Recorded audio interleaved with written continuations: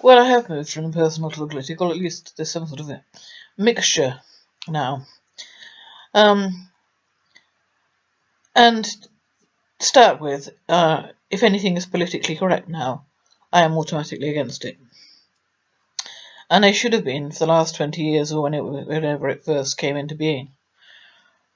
Because all you have to do is think about it, actually. Our vote tells us what is politically correct for us individually. And the minute that the government tells us what is politically correct, they are also telling us what is politically incorrect, which is to say that they are taking our vote away and they're telling us that we are being disenfranchised. So right away, from the very first moment that any of us ever heard that ghastly phrase, politically correct, we should have begun a revolution, quite honestly, and overthrown the government. Whoops. But I actually believe that. In any society where the term politically correct has gained recognition and respect, then we are little more than clones. We're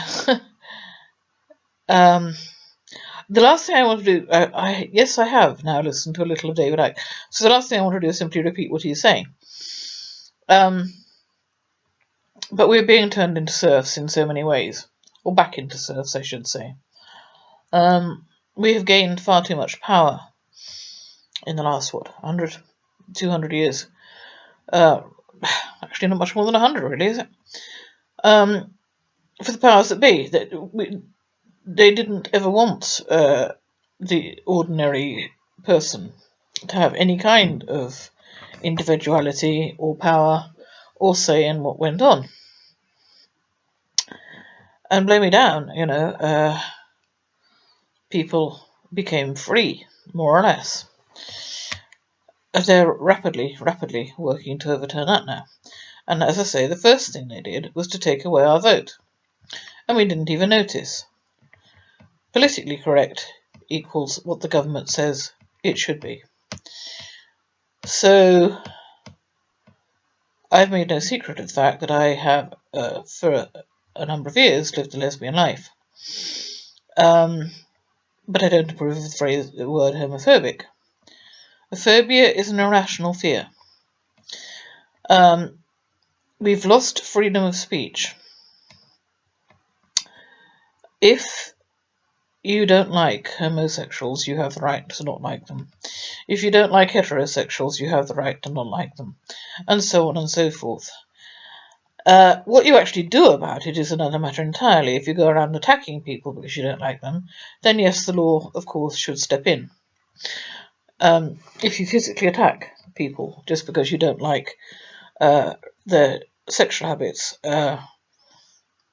if they're consenting adults, that is, and it's informed consent, or if you attack people because of the colour of their skin or their nationality, or at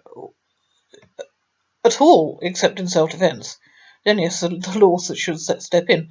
But we should never ever have had taken from us the right to say whom we like and whom we dislike, and to say it openly, and to say it loudly, and to say it clearly.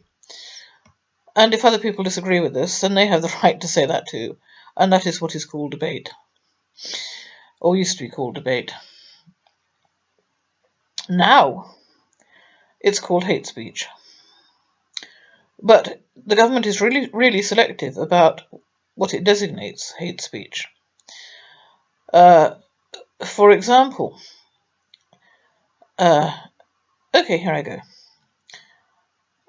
A Muslim imam can say quite freely that women should be stoned to death for this, that, and the other, even for being raped, that children should be married off at long before puberty, that it's perfectly okay to have sex with children, thereby disregarding all our laws against paedophilia. That it's perfectly okay, and it is now perfectly okay if you're Muslim, to have several wives in a country in which polygamy is illegal. So we're looking at tremendous double standards. If you criticise a Muslim, and this is why people are getting so up in arms about it, me included, and I used to be a lefty. If you criticise a Muslim, you could find yourself in a jail cell. If you so much as put a slice of bacon on the door handle of a mosque, you could find yourself in jail, and one young woman did, and she was a mother as well of a young child. Actually, I think all she did was take a photograph of the bacon on the door handle, and she went to jail. If, on the other hand, you desecrate a church, nothing will happen to you. Not a lot is happening if you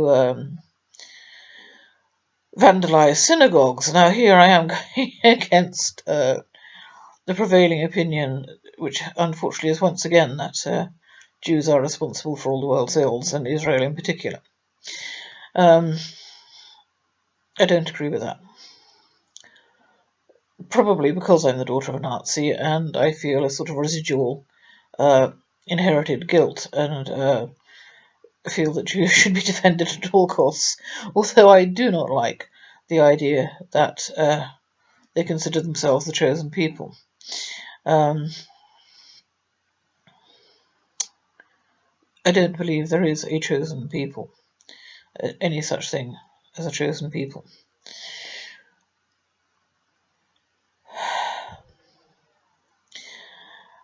Feminism has turned itself inside out to accommodate the very people who undermine feminism.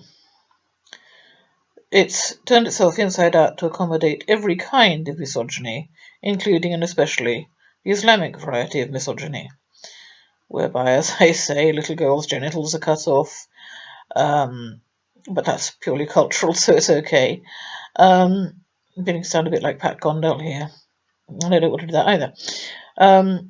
And, of course, honour killings are okay because that's cultural, and stoning women to death in Islamic theocracies is okay because that's cultural too.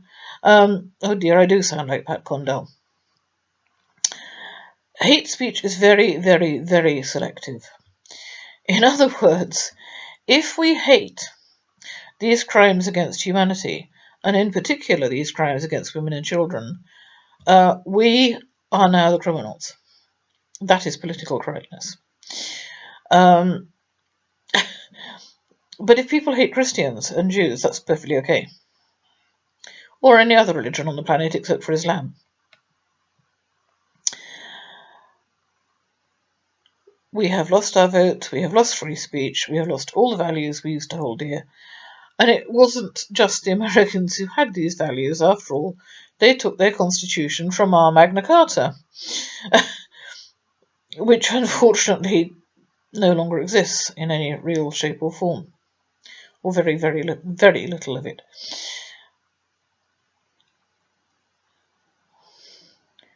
We are on the way to becoming serfs once more.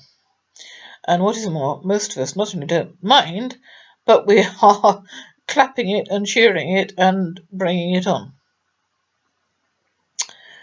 I believe intersectional feminists have gone completely and utterly insane.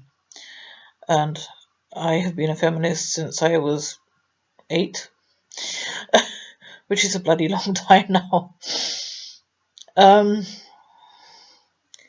We are being convinced that black is white and white is black and up is down and inside is outside and outside is inside, and we will believe absolutely anything we're told as long as enough people say it, which actually is the way it works. Apparently you only need to get 10 people to believe a given thing and the whole world will believe it.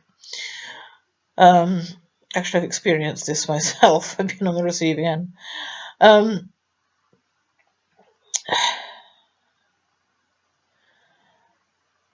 What can I say that David Icke has not already said, or that Pat Condell has not already said, or that various other people?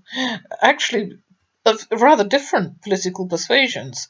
Some on the left, some on the right. As I said in another video, there is no left and there is no right anymore. Various people are rebelling, and they are telling the truth, and they are self-evident truths, and yet people are calling them fascists and Nazis and haters, whereas in point of fact they are trying to fight the fascists and the Nazis who are taking away our human rights.